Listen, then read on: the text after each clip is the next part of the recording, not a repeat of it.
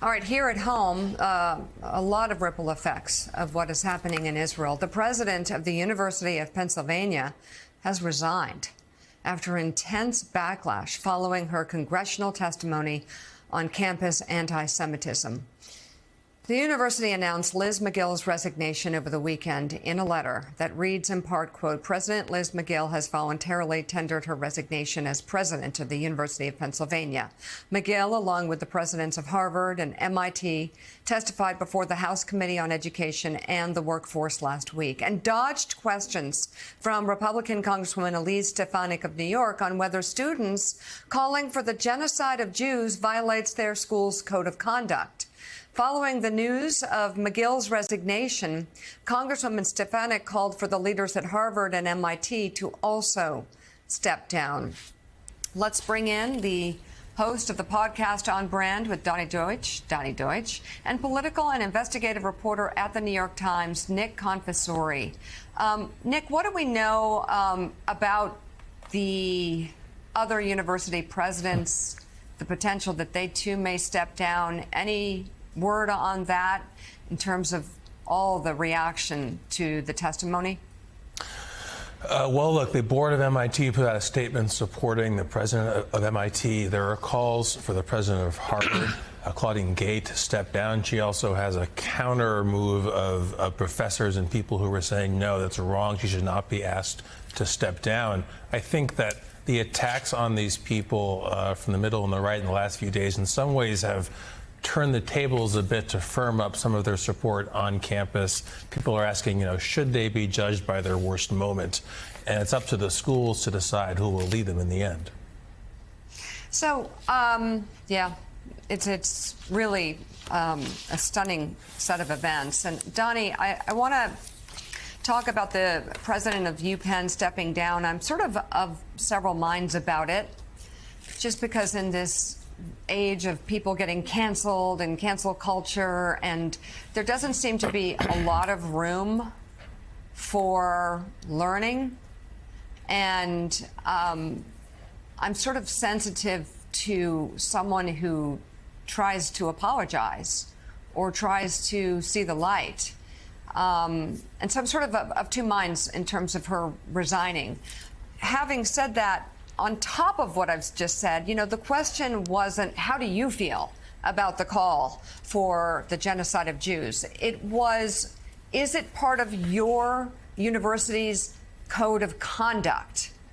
And so it begged the question, yes or no. That's just an intellectual question. What does the code of conduct say? And those university presidents were answering that question about what is in the code of conduct. They probably should have not been so tone deaf and said, listen, given the events of the past 2 months, I'm going to order a full review of our code of conduct. And that might have been helpful. So I'm a little sensitive or sympathetic, I think, to the fact that the president of UPenn at least tried to apologize and tried to make things right, and still she loses her job. I could be wrong. I think this is an interesting discussion. I respect your opinion, but this was not the first incident of Liz Magill failing to fight anti-Semitism and hatred. I guess my question is, how did we even get here? That a university president or presidents found it difficult. They were parsing and dancing around just saying, no, it's not okay to kill Jews on our campus. How did we even get here? How did we get here? And I want to open up this question just personally. Over the weekend, I was on the phone with my daughter. She was in a cab, and she was calling me on a speakerphone, and I was talking to her what time to be home for Hanukkah. And then she started texting me, should I get out of the cab? I'm afraid he knows I'm Jewish now. How did we get to the point that 1 in 5, this is a YouGov Economist poll, 1 in 5 young people between the age of 18 and 29 don't think the Holocaust existed in the United States? I want to say that again. 1 in 5 young people. Right. This is the result of what's happening on college campuses. How did we get to a place that Jerry Seinfeld gives a concert Friday night and a mob shows up and starts screaming about genocide simply because he's a Jewish entertainer? How did we get to a place that all of a sudden Jews in Israel are the colonizers, yet They Yeah. were slaughtered by the millions by white colonizers in Europe. And how did we get here where there's a menorah lighting in Los Angeles and a mob shows up screaming about genocide and killing Jews? I want to know, how are we here? How are we even here in 2023? So, Mika, long-winded answer to your question. She apologized, yes, but I'm sorry. This was the string of many, many things. And any leader and any human being who's asked that question, who's not living in this crazy woke world, would be able to give an intelligent answer. And as far as the presidents that still have their jobs, there's a fiduciary responsibility for them to step down. Now, regardless of how we got here, they can't do their jobs anymore. They can't do their jobs anymore, and they're not serving their universities. Nick, there's one school of thought that would say what we need is consistency across the board, that you'd apply the same standards on this issue with Jewish students as you would on other issues with black students or gay students, whatever. That's one. You also, though, having much broader calls. And people are basically saying, let's tear up these institutions by the roots. Right. Let's look at the whole DEI apparatus. Let's look at the idea, why are these institutions even taking public positions? Who cares? Why are the politics so imbalanced? Why are the overwhelming share of faculty of one political view, not another's? To what extent do you think this is going to light a fuse where these elite universities are essentially either going to be forced to change or maybe initiate some change? Well, look, here's a fact. These schools have always been pretty liberal, but they've actually gotten a lot more left-wing in the last 10, 20 years. That's a fact. And I think you've had fewer and fewer conservative students and voices on these campuses, and a period in which there has been more and more attention and administration around the idea of regulating speech.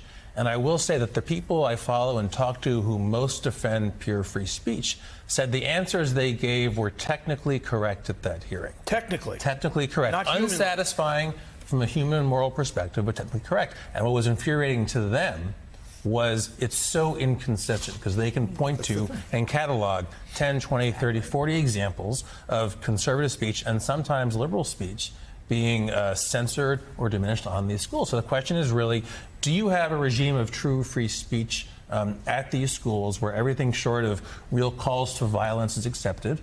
Or do you, and this is the other option, do you enfold Jews into the program of speech protection or protection that has emerged in these schools? I think the problem is the DEI bureaucracies, the administrative bureaucracies at all of these schools are a power center.